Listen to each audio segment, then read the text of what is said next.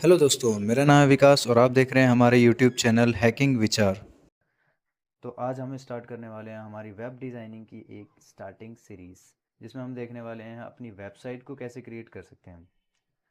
तो वेबसाइट को क्रिएट करने के लिए हमारे पास सबसे बेसिक नॉलेज हमें ज़रूर होनी चाहिए, जिसमें सबसे पहले हमारे पास HTML, CSS और तीसरी होती है हमारी जावास्क्रिप्ट। तो कोई भी वेबसाइट हमारी बेसिक तीन लैंग्वेजेस से मिलके बनी होती है। तो सबसे पहले हम HTML को देखेंगे कि HTML होता क्या है, और उससे पहले थोड़ी सी बेसिक नॉलेज ले लेंगे कि वेबसाइट होती क्या है और इसमें कितने टाइप्स होते हैं और इसके बारे में और भी जानेंगे। तो चलिए स्टार्ट करते हैं। तो सबसे पहले ये जानते हैं कि वेबसाइट होती क्या है। तो website is a collection of related web pages that में कंटेन टेक्स्ट, इमेजेस, ऑडियोज और वीडियोस ETC। यानी कि वेबसाइट हमारा क्या होता है, कई सारे वेब पेजेस का कलेक्शन होता है, जिसमें हम कई सारी टेक्स्ट को, इमेजेस को, ऑडियोज़ को, वीडियोज़ को और एक्सेट्रा कई सारी चीज़ें होती हैं जब उसमें कंटेंट होती है। तो जब भी आप किसी भी वेबसाइट पे जाते हो, तो आप देखते हो कि कौन कौन सी वेबसाइट्स अवेलेबल होती है हमारे इंटरनेट पे। तो जो भी आप वेबसाइट सर्च करते हो उसमें बेसिक सी चीज़ें आपको ज़रूर मिलेंगी, जिसमें हमारी टेक्स्ट, इमेजेस, ऑडियोज़ और वीडियोज़। तो आप किसी भी वेबसाइट पे विज़िट करोगे तो आपको ये नॉर्मली चीज़ें आपको दिखाई देंगी। तो नेक्स्ट है इसमें the first page of website is called a home page. अब जब भी आप कोई भी वेबसाइट ओपन करते हो तो इसका सबसे पहला पेज होता है होम पेज, जिसको क्या बोलते हैं हम, होम पेज। तो each website has a specific internet address that you need to enter in your browser to access a website. तो सभी वेबसाइट्स में उसका एक इंटरनेट एड्रेस होता है जिसे बोलते हैं हम URL। जब भी आप किसी वेबसाइट को सर्च करते हो, या तो उसकी वेबसाइट का नाम या तो उसके URL से सर्च करते हो। मान लो URL होता क्या है, URL हमारा यूनिवर्सल रिसोर्स लोकेटर होता है, जो किसी भी वेबसाइट के एड्रेस को बताता है। तो अगर मैं बताऊं कि यहाँ पर मैंने कुछ सर्च किया www, या फिर यहाँ पे सबसे पहले HTTPS सिक्योर साइट है, और यहाँ पे मैंने सर्च कर लिया www.google.com। तो ये हमारा क्या है, एक इंटरनेट URL हो गया, जिससे हम क्या कर सकते हैं, उस वेबसाइट को एक्सेस कर सकते हैं। तो मैंने यहाँ एंटर प्रेस किया, जिससे हमारी क्या है, उसका एड्रेस लोकेट हुआ, और उस एड्रेस को लोकेशन किस में है, उस वर्ल्ड वाइड वेब में स्टोर्ड है। अब देखेंगे आगे हम कि वर्ल्ड वाइड वेब क्या होता है और कुछ और चीज़ें।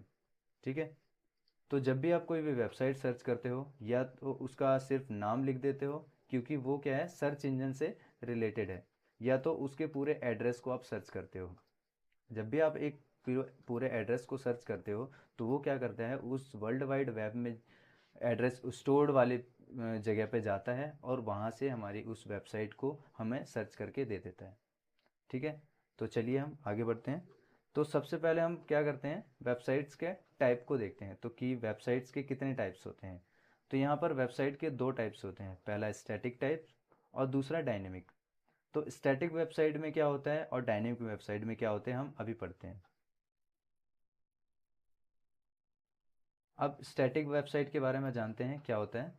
A static website, as a name suggests, it is a website in which page do not changes or remain the same।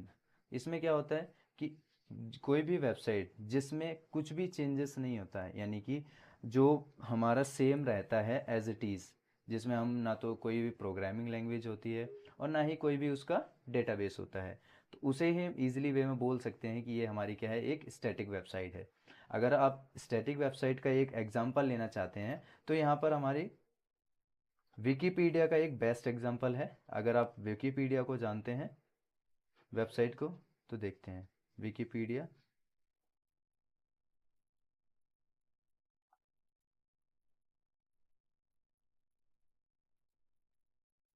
तो देखिए, आप इसमें किसी भी चीज़ों को सर्च कर सकते हैं, तो ये हमारी क्या है, एक स्टैटिक वेबसाइट।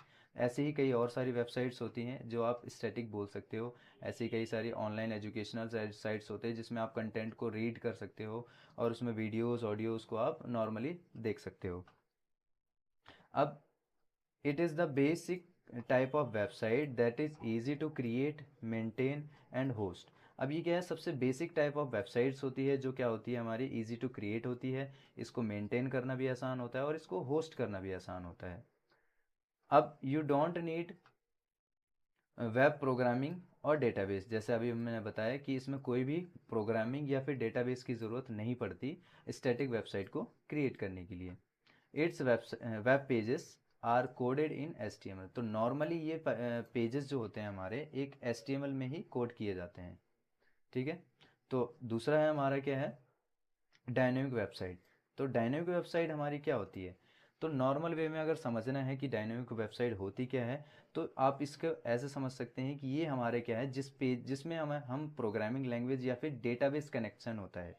यानी कि डेटाबेस का मतलब होता है जो आप उस वेबसाइट से अपना डेटा को स्टोर कर सके हो। जैसे जस्ट लाइक एक एग्जांपल मैं देता हूँ कि आप फेसबुक या फिर कोई भी इंस्टाग्राम ओपन करते हो, तो उसमें आप उसमें अपनी आईडीज़ बनाते हो।